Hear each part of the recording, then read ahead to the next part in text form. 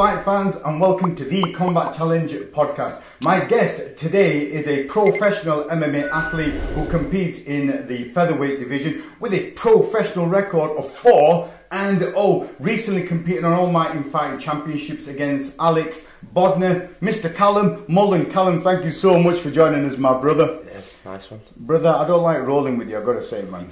you give me the pain. What about that one where you lifted me up, brother? What was all that about? You come on the mats and you make everything personal, don't you? I do, I wind people up, man. Callum, thank you for joining us, man. So listen, one thing I'd like to know a little bit about you is like your martial arts journey, because you've got other brothers who are involved in martial arts. Can you just tell us from a young age what sort of sport you got into and talk us through that? Me and Tom started off doing some jiu-jitsu up at Planet Fitness with Tony Devine. Is he older or younger than you? Tom. Yeah. He's a little brother, yeah, so there's right. Kev, me, Tom. Me and him both started off, we were just like competing at we used to compete at Whipsey Primary School. We were doing like a lot of competitions. We got our black belt, you know, like as a kid thing, like the kid sort of syllabus and stuff. Kept like going up and stuff. Every time I remember always like double grading and that. We were always like serious with it. I bet we only trained like once a week or twice a week or something, and then, you know, but like you just picked it up. Yeah, we just enjoyed it and stuff. Look, we always like competing and that, and it always seemed like we'd always compete. Me and Tom would go in, we'd just beat everybody in there, and it'd always be like me and Tom in final. And I think we competed once. I can't remember who won it, but then my mum didn't like it. That was the only bit. She like loves the sport and stuff. She supports us a lot with it, and then she didn't like that bit when me and Tom got into the final. And I can't remember what discipline were you competing in? Just jiu-jitsu, but right. I don't know if it was like the traditional sort of style or what, but they didn't like really show a lot of techniques, you know, like how like it's all expanded now and like developed and stuff. It was just like your basic positions, mount, side control, but I feel like that helped me massively in my career, like just knowing the basics and stuff. So then I can't remember, we competed, I can't remember who won the match or all like that, and then from then on my mum was like, if you ever do it now, you're going to have to do like rock, paper, scissors or something to win in the finals, yeah. Instead of like competing against each other. And then Kev started doing a bit with Bennett, who I'm training with now that's up in the gym. So he started after you guys? I think, Kev started after us. He were playing rugby and stuff like that, and then he were mates with Ben. They started going to judo and stuff like that up there, because I know they did the adults judo and stuff after. They started Planet training. Fitness? Yeah, Planet Fitness. I can't remember who taught that there though. And who was the other guy that we trained with? Sasha. Yeah. We trained with him as well. So we went from Planet Fitness to Kickers. We're at Kickers. Yeah, was that Darren Good? Yeah, Darren Good. We used to train with him as well. And then Kev and Ben started going. Well, we didn't know not about it, but they started training at another gym in town, which was Fulham Kazan. They both went down there as mates because they already knew each other from there. They must have already knew was about Kickers in town? Was it above that Careers place? Yeah, above the Careers place. Yeah. So then they started training down with Spenner. We didn't really know not about it. Kev was just going off. Obviously he's a bit older than us. So how old would you have been around that time when Kev were going over there to Fulham Kazan? I bet we were about 8 or 9. Wow. Yeah, okay. probably. Yeah. I think we started training at about. I think I started training at about 5, just doing the jiu-jitsu as a kid, and then Kev had his first fight in Pudsey, that Mode nightclub. We went down there, and then it was just like, it looked like a proper fight, and then me and Tom were just like, we want to do it. So we went down, we started training with Spenner. I ended up having my first fight at 14. Trained for a couple of years, but it was like, we always wanted to do the full sessions and stuff, but they were like, me and Tom already had the basics, so we went into the kids class knowing a bit of stuff. Learnt more through Spenner, like I got a bit of striking and that done. We never did any striking or all like that, so that was the first bit that we did. Started mixing it all together, and then I had my first fight at 14. We were training. Do you know where that was? Yeah, that were where was that now? Farsley, Steve Harrison's show. You were the announcer on that. Yeah. That would have been, was it Cage Fighters? Cage Fighters, yeah, that's the show, yeah. So I had my first fight on there, fought on there with Ben Holsworth, do you remember him? Yeah. Good striking him. Yeah, good, yeah. So I was training with like good guys on the mats like down there for years, like that's where like I started like my career down there. So like there was some good guys down there, yeah, Fulham Kazan. They were like, obviously I had my brothers. I've always like, no matter where I go with them, I've always got them there. Do you know what I mean? Like during lockdown we were training training never stopped. I think that's probably the hardest we ever trained, because we were just literally like smashing it out when gyms weren't open. We were doing it on AstroTurf. There were literally a team of us doing it. Like, we were going to Dixon's. There were me, Jabi, Jamal, Kev, everybody just all sparring. Bennett, we were all just literally... Some legit people there, weren't yeah, there? Yeah, literally just on AstroTurf. There were no mats or anything, but we just wanted to keep the work going. And then obviously there were other guys there, like Ben Olsworth, he's moved to like Australia, so there were like Tony Williams, all legit guys that were like massive names. Kasim, Shafiq, Cam, like you'll know, you've trained with all these guys, haven't you? Yeah, we had like good people, do you know, around us from young.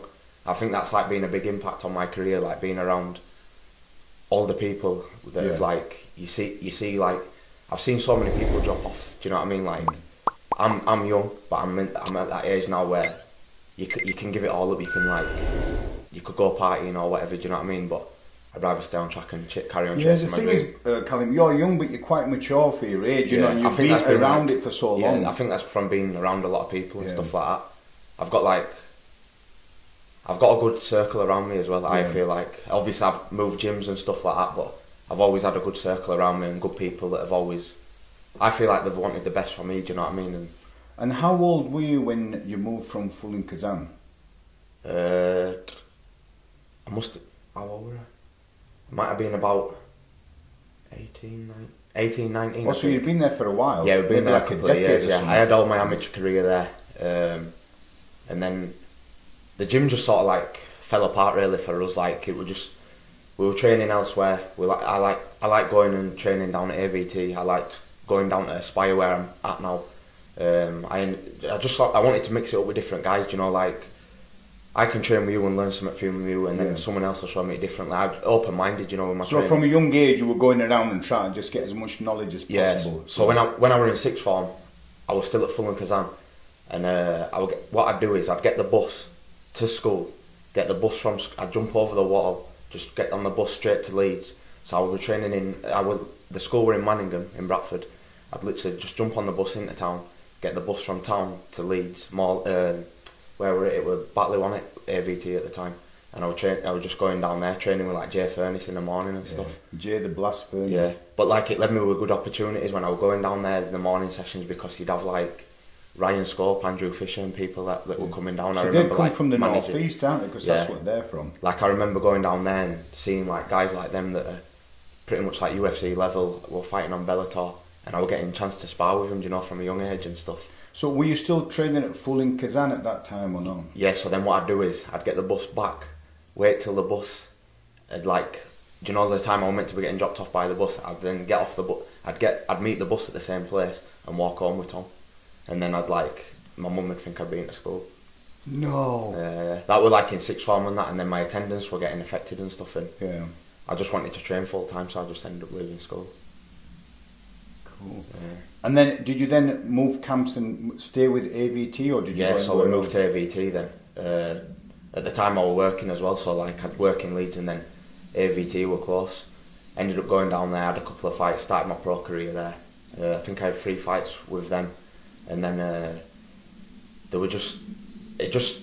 felt like there were good guys there, but there were a lot of guys there as well, do you know what I mean? So there were like, I think he had like 70 pro fighters at the time, and it was like busy on the mats. Friday night were good sparring, and that there were always good level guys. There's pros and cons to that, isn't there? Yeah. So like for me, I just wanted like, what we always had a link with Aspire, so we competed at young. I can't remember the event, but it was Phil Turner's event. Right. I can't remember the name of it, and we went down to Liverpool. This is when we were at Fulham Kazan, so we were still like young then, and we ended up competing, and we met Phil, we met a few of the lads down there, and it was like, Phil gave us a lot of time, never met us, but like he took a liking to us, and he used to always say, oh, like he's seen potential in us and stuff like that. Ended up going down there and training with Phil and stuff, but he's like, we've always had that close connection with him, and then he's always been like, every time we're down there, he's like welcoming and stuff. I had a fight against Con Hitchens coming up. We ended up going down there, staying in the gym for the full week. We were just sleeping downstairs. They literally didn't charge us anything. They were just like, come down, stay. They put us on strength and conditioning programs. They just did everything for us. That was for free? You didn't charge for free, penny? yeah. The only thing we had to pay for was our food. And then they were like, this is the kind of people they are. Like Dean Garnett, he were there, and obviously we had our training stuff. We were just like washing them in the shower, and he were like, just chuck them in a bag. I'll take them to my mum's house. She'll wash them. That's so cool, isn't it? Yeah, yeah. Just the welcoming and stuff. They still like it now with us, you know, like. Well, that stays with you, doesn't it, brother? Because one is about, you know, going to a gym and you've got a coach or somebody, or you've got students. But it's different when the people are towards you in a certain way, and they give you that warmth and that love, and I felt like I was getting a lot of investment there. And there's like, so now currently there's like 4 of us that are travelling down regular. There's me, my brother Tom, Jabid and Jamal. We're all fighting out of there, and that's like where we all sat down and spoke about it, and it was working well for us all. I also went down to Blackledge and I had a fight out there as well. So I like travelled around to a few of the gyms, and when I was working at the time, this was when I was at AVT. I left AVT and I was training down at, because I was working through the day, I couldn't train through the day. I'd just be able to do a few little runs and stuff. So I used to like travel down to Wigan and train with Tom Blackledge down there. I learnt a lot from Tom. It was a good atmosphere and stuff, good training. I felt my levels go up from there as well. And then when I've left work to like, you know, chase this, like I want to do it full time now. So I think like when you're working and that, you're limited to what you're doing. I want to be training morning and night.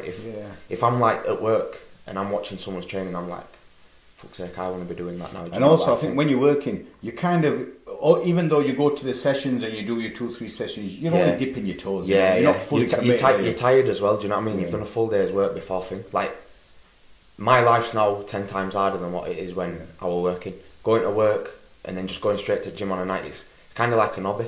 Like now I wake up, I'm training in the morning, I'll do a few PTs to earn money, and then training again like 2-3 times a day. Sometimes it's like a 5-hour day of training sessions, and some of them can be all intense sessions. I bet it's harder, brother, but I bet it's rewarding as well. It's rewarding, but it's like people say, oh, like they have an hard day at work, but like it's easy. Do you just constantly feel drained? No, I feel good, but like you do need to listen to your body as well. And I think like the older I'm getting, the more I'm like realising that like I just want to outwork everybody. Like if I'm on the mats, I want to be the first on the mats. I want to be the last off the mats. If I'm training with like even just the rounds in the gym, like you know what it's like. We've trained together and stuff like that. When we're all rolling, everyone's rolling to win. Like they do say leave your egos on, but you want to win. You want to be the best, don't you? You do. No, you do. Listen, I get it, brother. Because like for me, I have different wins. So the win might be, let's see how many times I can stop someone from tapping me out so quick. Little stuff like you know, let's see if I can stop them from getting them out. So we all have different wins, don't we, brother? So no, I get that, because you have to have that drive. It's not an ego thing. It's your kind of crafting your skills and putting it to use, aren't you? Like I love the sport, but like my goal is to get to the UFC. Do like not just be in the UFC. I don't want to get to somewhere and just be classed as a UFC fight. I want to get there and like be the best. Do you know what I mean? I want to be the like building my own legacy and like being like a big name. And because there's hundreds on the roster in the UFC, and with all due respect, you only know a handful of names. You might know like 20 or 30, but there's hundreds underneath it. So what you're saying is you want to be in the UFC, but you want to kind of rise and not just be I want to like actually make my dream of like catching that title and stuff, and being able to defend it more times than anyone else ever has, or win multiple titles like you see people doing nowadays. So your last fight, brother, that was at All Might. Was that about 2 weeks ago now? I think it was 2 weeks. Yeah, that was at All Mighty at the was it the Lancastrian suite? Yeah, Gateshead. Yeah, I was emceeing there, wasn't I, brother? I was there, man. Fraud, innit? So your brother fought first. So Tom was there competing, you were competing, and Kev was there as part of your corner team. But when Tom was competing, you wasn't there, because I think, were you next on to fight or something? Yeah, so Tom won due to fight, and then there was meant to be a fight between me and Tom. Then there were me on, but to be honest, even the fight between me and Tom, I probably still wouldn't have watched him. I fought on the same shows with Tom before. Obviously we're undefeated and stuff like that, so even when he fought on all the shows, I still didn't like even if I'm not competing, I still don't like watching him. So like being in his corner is worse than fighting for me. And then obviously like with the last show we fought on Risk, Tom made his pro debut, he knocked the lad out with a head kick. I was just in the back, like even if Tom wins, I'm then like, shit, it's on me now. Do you know what I mean? The pressure's on you then, isn't it? And if he loses, the pressure's on you as well. So like he had his second pro fight. The thing like now is, if you look at good guys now on all shows, I think they avoid other good guys in the UK because they're all wanting to get the record up and fight like in the UFC. And it happens, brother. People do pad him, don't they? Yeah. And like Tom's gone in there, his second pro fight, and he's fought probably one of the best out there. I've watched the fight back, and Tom first round I think he smoked him, and then the second round, it would go back and forth. The lad were like catching Tom a little bit on the leg with the leg kicks and stuff, but it looked good to me. I don't think the fight went to the floor though. I think Tom like shot a few times, lad defended it, and then he defended good that guy. Yeah, it was good. He is a good lad. He's like, I remember Tom fighting on the show Cage Warriors. It was the academy one, and I can't remember. They both fought on the same show, and I think they both were going to then get put forward for a fight for the title, or the lad had the title and Tom were going to step in for the title. Oh no, Tom had the title, and I think the lad were going to step in for him, and then I think the lad ended up going pro, so they never had the fight as an amateur. But it's good. It's like they've had it now, and it's good. I think like Tom's took that little loss now. I just feel sorry for his next opponent. Well, that's the thing. It's good. You either go one way or the other, don't you, brother? You either think, oh, maybe I don't know if this is me, or you think I took on the cream of the crop. And everyone else, as I'm making my way up, they're going to feel the hurt. Like I've sparred a lot of good guys. I've sparred a lot of big names and that, and they're all older. They're a lot more experienced, but I rate them all. I rate Tom more than anyone. Like I spar Tom a lot, and he's the hardest spar I have. He's the weight category. He's got that range as well. He's quite tall, isn't he, for a young lad? Yeah, like he's from striking to everything. He's just good. Tom's good at everything he's ever done. Do you know what I mean? Like he works hard. He trains hard, do you know what I mean? But then, brother, I don't know about everything. I've seen him. His joinery work at bloody Mataleo. Maybe he forgot his spirit level at home. No, yeah, he's good. Like he's always been good at stuff, football, whatever. He's always been like good at. So when did you hear the result? Were you upstairs and they came up, or were you on your way down? When did you hear? I were upstairs in the changing room, and then the guys come in, and then they were like, "The fight's over. You're on next." So then I was like, "Has he won?" Like. And then the guy was just like, oh, he didn't really say no. And then they've obviously called me out, my gloves were already taped and stuff. And then I'm walking downstairs, and then Tom's come up. Tom didn't see me, and he was like, you could tell he was frustrated, you know what I mean? He was angry. And then I shouted him and I said, are you alright? And then he goes, yeah, I'm fine. And then he was just with me, do you know what I mean? Like, he didn't like have no time to reflect on it at that time. He just come out and straight away showing that support on me. Like, he come down, he were in my corner. If you watch a video, like, he's there with no top on. He's still got his just fight shorts on. But this is what we're like we're close. Do you know what I mean? Like I corner him, he corners me. Like we both relax each other. Like I said, like if I went to Vegas or wherever to fight, he'd be there with me. Do you know what I mean? Like that's what we like as brothers. We're all a close family. Like everyone in the family's close. Do you know what I mean? Like brother, listen. When Tom had his fight, right, and then something happened near cage door. I mean, Kev, that is a bit hard, isn't it? Man, honestly, I think what happened was one of the security guys, instead of saying to Kev, "Oh, listen, you know, can you wait?" he kind of pushed him away. Yeah. I think I got told Kev grabbed him. Or something. Yeah, and then Kev just said to him, "Don't push me." But you could see that look in his eyes. Yeah. And I felt like I said to that security guy, "Brother, don't." Yeah. Well, Phil were telling us about that. I didn't even know about it, but I know Kev just ragged the door open. But it's frustrating, and then like. You're angry. You want your brother to be alright. Do you know what I mean? Like the minute I said to Tommy, "You alright?" and he said, "Yeah," like I knew he was alright. Do you know? And what especially when he was there, sat in your corner, so you thought, "Okay, he's there." The guy that you fought, what gym was he from, and what did you know about him? What was his background? So he was from Gym 01 in Portsmouth. Okay. It's like about a 7-hour drive from where we are. So I don't like. I think they had a couple of fighters on. Yeah, they had a lot of fighters on the show, but I didn't really know not about it. Like I try not looking too much into my opponents, but I seen that they were 3-0. When I had a little look at his record. And were you 3-0 at that time as well? I was 3-0 at the time, yeah. So I had a little look at his record. I seen the guys he fought. I knew they weren't, journeymen, so I knew like it were a legit 3-0, yeah. I had a little look at his style. He looked like one of them grinding fighters. You I don't watch them, but like you want to know if they're southpaw, you want to know if they're orthodox, you want to know if they're going to look to take you down and that. And this is what that guy's kind of style were like. And then I just wanted to focus on my own game. I wanted to like. And what was your game? What did you want to do? If you watch the fight, it looks like I'm just constantly trying to knock him out. I think that like my emotions got best of me in there. Like that were a big learning stage for me. Like that fight, like I went in there hot-headed after like what's happened and stuff. I've lost my granddad and stuff. It was like the first fight back after like losing my granddad. My emotions were up anyway. I wanted to get the win for like stuff like that. I sold a lot of tickets as well. I felt like there was a lot of pressure on me. Well, you did, brother. Like I was saying to you before we started the podcast, the last time I saw you was at the fight. And you looked angry. Not just worked up and ready to compete. I felt angry. Like literally, like every shot I didn't throw a jab. Literally every shot was just like I wanted to knock him out with. Like I were hitting his hands, I were hitting his elbows, wherever. I just wanted to hit him and know that let him know I've hit him. And talk us through the fight. So first round, I was like catching him with some shots. Every time I hit him, he'd be going back. But I felt like, to be honest, it actually worked good for me because I knew he didn't want to stand up with me. So like when I were hitting him, it was making him want to shoot more because I knew like I was throwing everything with like intentions to like knock him out. Yeah. So then as he's like coming in, it was like getting him to like take me down and stuff. I defended a few of them.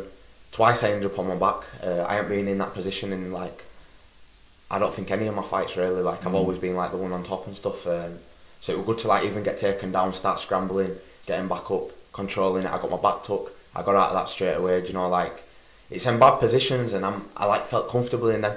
I've been out of the cage for 2 years. I got in there against a 3-0 guy. Like Tom, he wasn't fighting no bum, I wasn't fighting no bum after 2 years, do you know what I mean? We could have been like, oh, we want to fight a journeyman, just get back in there, get a win. It don't mean nothing like that, do you know what I mean? Don't. To some people it does. To some people they're quite shallow and they're like, oh yeah, look at me, you know, I won. Like I've seen fighters who are legit fighters who've got some skills fighting a last minute journeyman. They beat the journeyman and they're like screaming, throwing the gum shield, there's no satisfaction to it. Like you already know you're going in there to win. Like I know that I'm going in there to win because I want to win no matter who I fight.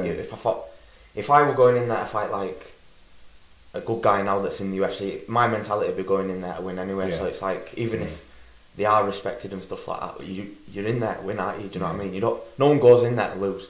And after first round, what did you think? Did you think you had it in the bag or? Yeah, I had it in the bag. Yeah, I got him in a couple of submissions. I think I got him in 2 Darcys and they were tight.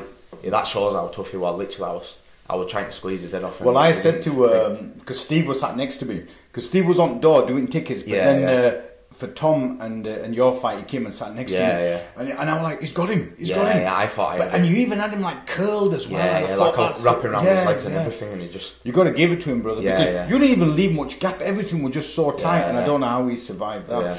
What sort of advice did your corner team give you in between rounds? Can you remember? I think they were all telling me to just relax. They were saying like, sit back and like let play with your shots. Start like, do you know, fakes and stuff like that. Usually I am like that. And maybe they'd seen that anger in you. Yeah, they spotted it, and then brother, I think like everyone saw it. Even when I was getting like, even when I got taken down and the lad were hitting me, I was like, I wanted him to hit me. Do you know what I mean? Like, I felt, like every time he hit me, I was like, come on, hit me again. Then like I wanted to like think, even though it wanted, you could feel him like the next day, like I could feel him, but I felt fine. Do you know what I mean? But I just wanted a fight. Like I just wanted to stand tall with him. In a fight, and then it's not a good mentality to have. That it's like I'm young, I don't want to be taking damage. But you're learning from it. That's what I mean. So second round, let's talk us through that. What happened then? Second round, I was still catching him with some shots and stuff. I think second round, I took him down. I was on top, controlled him. Started attacking for some submissions. He turned it. I think he took me down at one point. Yeah, he took me down. And then this is where the all like scrambling started happening. He got my back. That's where I felt good scramble. That got out of there. We're on top. Started like landing some heavy shots. I got him in that. Is it the Dagestani handcuff? Everyone calls it different stuff. I got him in that. Yes, you kind of had his arm behind, didn't you? And you had it trapped. Yeah. So I had like that. I was landing some shots. Even there, I was like trying just every shot. Well, you need a cage as well, I think. That were a lent up against cage. That.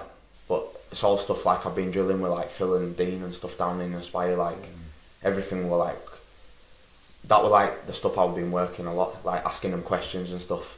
They're just, that's another thing like with them too, like if you if you want to work something, they're just like, right, we'll do this in the class, we're doing this, and then stay back an hour, and they're basically giving you a private on stuff and advising you, look at this. Do you know, like proper technical stuff, like you're not even breaking a sweat, but it's just like, let's slow it all down and do stuff here. Like I just feel like you're getting a lot of feedback back. Yeah, and, you know, like sure.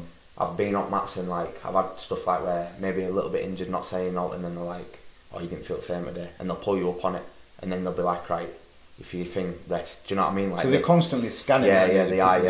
They are clever. You can tell they've got a lot of experience. And how did the fight end then? What round was it, and how did it end? That were in the third round, so I've gone out, looked to landed a few shots. I knew he wanted to take me down, so what I started to do is I wanted to back myself up to the cage. So if you watch the first round, I start circling and I put myself on the back of the cage because I knew we were going to shoot. And I don't know if you've seen it, Arnold Allen. He gets that submission choke, the guillotine. I call it the guillotine. I don't know. I think it's called the ninja choke or something like that. Okay. And as the lad shot in at him, it goes to the single, and that's where he catches it. But I've been drilling that for years. Like I've always wanted that submission, and I got it in that fight there. But as I've got it, I knew I had it underneath his neck, and I knew his hands weren't there, so I need him in head. But because we were still stood up, he was still he wasn't a grounded opponent. Yeah. So I threw the knee, and as I've hit him, I felt like it landed on his nose, and he grounded himself, and that's obviously where I needed him to be to finish the submission. And then got the tap. I think that was like 21 seconds in the third round. It was quite emotional because when the fight finished, the commentator, I think he's called Steve. Yeah, Steve. The Canadian lad. He then said, "Can I borrow the mic? Because I need to ask Callum something." And then he mentioned about how emotional this fight was for you. Yeah. And then he mentioned your granddad as well, didn't he? Yeah, I don't think the mic were like really working because everyone was saying, "What did you even say?" So just brother, you weren't holding it proper, man. You know? I'm not good at speaking, but I like dedicated the fight to my granddad. Just said like, I hope he's proud and stuff, and that just that it was the first fight without him. Do you know what I mean? Like, just. It's there for him, do you know, he's like, do you know, like how fighters have people that look up to and like they watch fighters and motivate them and stuff. Like my granddad's that man for me. Like he's the biggest fighter I've ever known. Do you know what I mean? Like his life was crazy. Do you know what I mean? And then he did a bit of judo and stuff. He did a bit of grappling and stuff. He was like the first person to teach. I think all three of us had to tie our belts. Do you know, like it was just a good man. Do you know, like if I could be half the man what you were, I'd be happy at that. Me. It's good because you've had good memories with him as well. That's the thing. Do you know what I mean? He was always at all our fights. Like he'd always get in the cage. He'd walk us out. I've seen pictures as well. Tom would bounce over at ring and grab hold of him, and that he just loved it. Do you know what I mean? Yeah, for sure. And I'm sure he'll be happy with you, brother. I'm sure.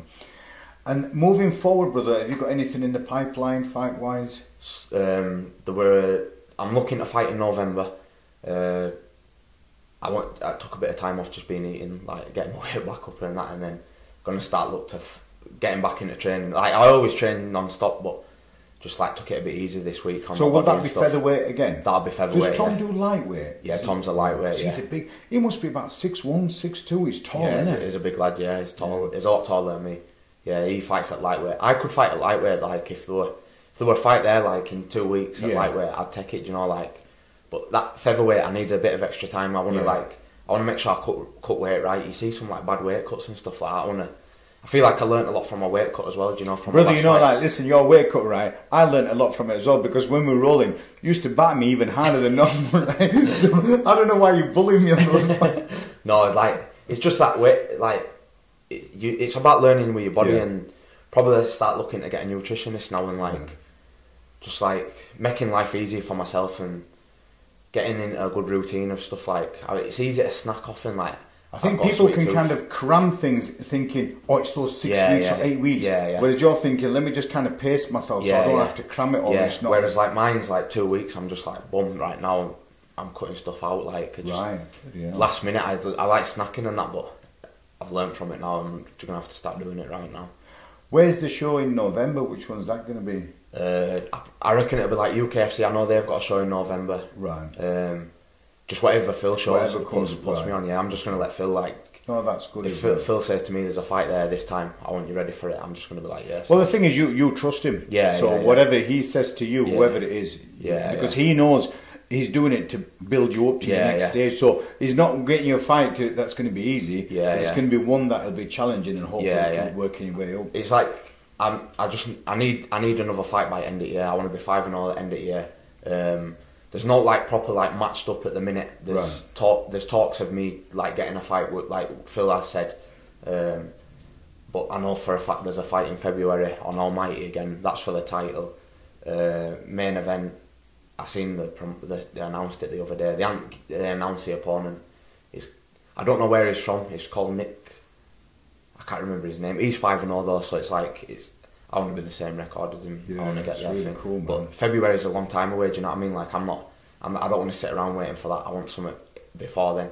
I haven't fought in 2 years, so then I want 3 fights minimum end of year, and then I want to be busy, be ready straight to go in February, go in, beat him, because he's a good name. Do you know what I mean? And then see what goes from there. Like. I think you just want to keep going on the right stepping stones and just getting fast tracking as quick as you can. It's like step by step. Like February is a long time away for me. Do you know what I mean? I'm not waiting around for then. I don't want to be thinking about this guy till February. I want someone to think about before him. Do you know what I mean? Like, and in the lifespan of a fighter, like the corona, the lockdown, and everything, that was a long time, wasn't it? You know what I mean? Because it eats a lot of your competitive years, doesn't it? Yeah. Like all that with like the virus and stuff. I thought it was going to be over and done with within 2 weeks. Yeah. It went on for 2 years.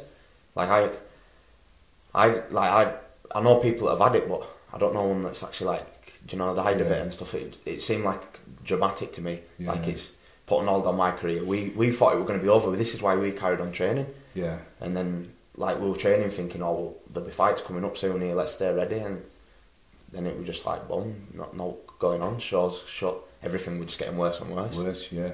No, you're right. So, and you're training at Aspire, and also you train in Bradford as well, don't you? Yeah, train with. So I do my strength condition. Basically, what happened was 3 of us have gone into like opening a gym. I do my privates in there. I teach a kids class on a Sunday. The kids class is like a striking class, but it's transitioned down to MMA now. The little ones that are coming, it's mixed ages, so it's like from 5 to like, I think the oldest one on the mat's probably 13 or something like that. But I'm splitting it like now, so the older ones are all getting partnered together. I've got about 5 or 6 kids that age there. They train in different gyms. Some of them do the striking with me, like privates and stuff. Some of them do like, they go to Gracie Barrow somewhere training with Ben down at Matt Leon and stuff with a kids class. And I'm building like a little bit of like an MMA little thing there for the little ones. It's just a bit of fun for the kids at 5 years old and stuff like that. They can't take it too serious. Teach them the stance and stuff. And who focuses with you on the strength and conditioning side? So I do my strength conditioning with Michael. So I've gone into it with Ben that's teaching the classes. He's my jits coach. And then Michael, he's got his own section in there. Is that Headstrong? Yeah, that's Headstrong. So I've been training with Michael. When I met Michael when I was about 13 or something, it must have been young. And Ben and him were good mates. I think they knew each other from college or something like that. And obviously Ben's always been like my brother. Do you know what I mean? He's on the same way as like me, Tom, Kev. All look at him as family. Do you know? He's like a brother to us. We've known him for years. So Ben knew Michael. Ben had a competition or something. I think he was fighting, and he started doing strength conditioning with Michael. Michael were like, I never knew him, and what happened was, I think Ben were working at the time or something like that, or Michael were working, so we had to do strength at 5 in the morning. So I used to do, I'd get on my bike and cycle down to Fulham Kazan.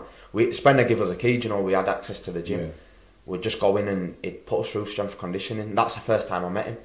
And then we didn't see each other for ages. Ben ended up training with him at college again.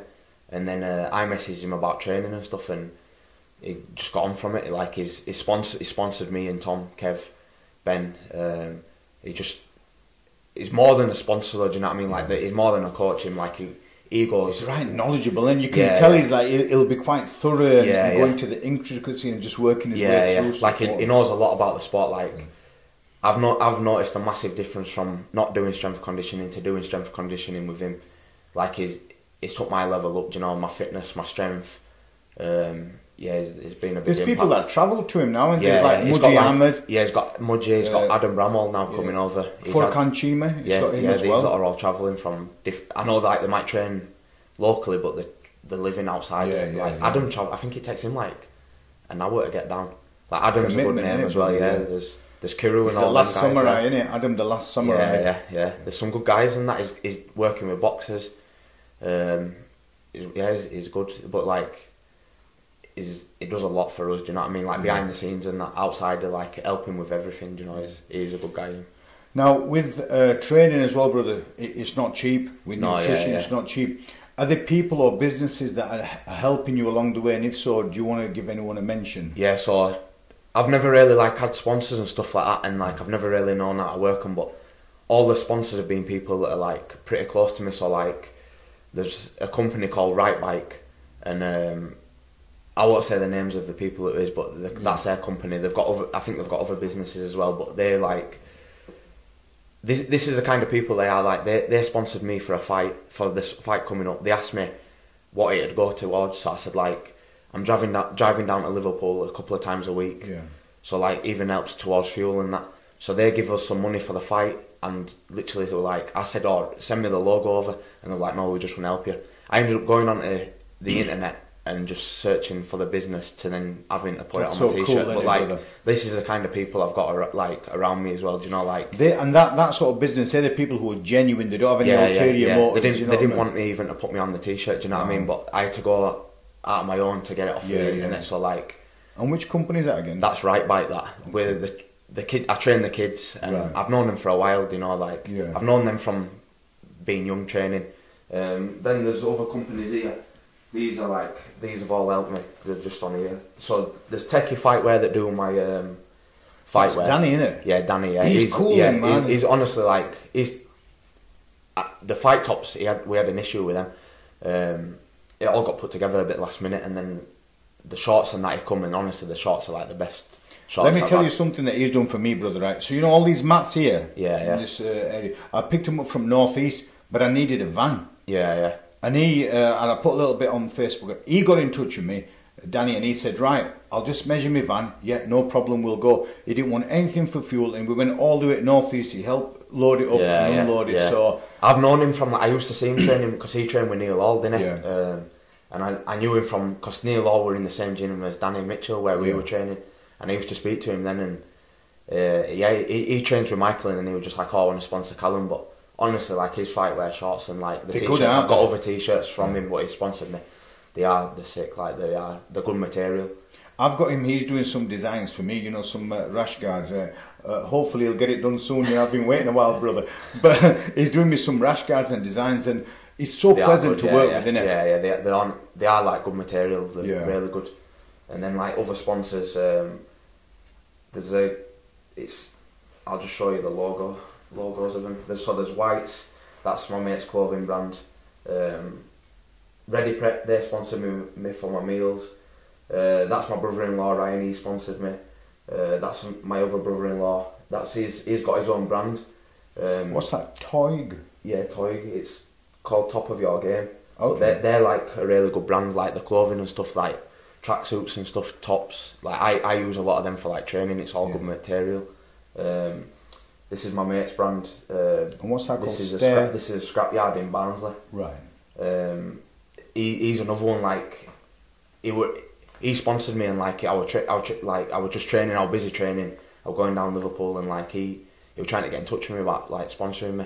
He didn't hear naught from me. I was just busy, and my phone was mad, trying to stay away from it that last couple of weeks and that, and just like walked into the gym, passed me the money. Do you know what I mean? Like he was chasing me to give me the money. Do you know what I mean? This is the guys that I've got helping me. Do you know, like so it's a lot. And then there's Holly Rowley. She does my sports massages, but like I've trained with Holly for years. Do you know what I mean? She's got a lot of. She's trained a lot. She's trained with athletes. She's trained herself. She's a blue. I think she's a blue belt or purple belt. She's good. Do you know what I mean? So she knows what she's doing. Like it's all like sports specific. Do you know? Like she's like helping my body recover. Like you say, you drained. Your body's battered at the end of the day, and then. Brother, I remember having one of these massages back in the days, and I thought it'd be nice and relaxed, but because to go to that deep tissue, she goes in as well. Do you know what I mean? But like, she does everything right. She warms your muscles up. Right, she don't just dive straight in there like you're all right. Do you know what I mean? I think there's a lot of people out there that just like make it up and that. But she's got a lot of qualifications and that. She's good. Like, she goes out of the way. She drives over from Keighley to do us in the gym and stuff. Do you know? Like, she helps out. There's who else is there? I had an issue with the t-shirts because this got put together last minute. Do you know? Like, with it all being things. So I think some sponsors got missed off it. But yeah, there's a lot of people out. But you need them, like, don't you, brother? Because like it makes such a big difference, right? I think like the ones for me like is like the money situations, because you don't make no money fighting. Do you know what I mean? Like, even like ticket sales and that, you barely get out from it. Do you know what I mean? Like, the money you're putting into camps, there's no reward at the end of it. Do you know, with the money, the reward is the win. Do you know what I mean? I'm not bothered about the money now. Like, the money will come, everything will come, but it's about me getting the wins, building myself, getting and all better this helps, daily, doesn't it, towards it. Like, this helps massively. Do you know what I mean? Like, I'm doing privates now to make my little bit of money, pay my bills, pay my car, get to Liverpool. Do you know what I mean?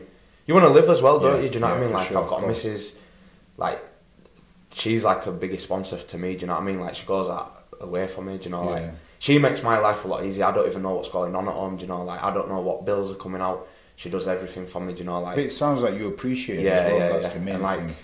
I've had car issues where, because I'm young, insurance, she's been working, and on a night she'll just take me to the gym. Like, she's drove me every single night, you know, to gyms when I've struggled, you know, like getting there and stuff.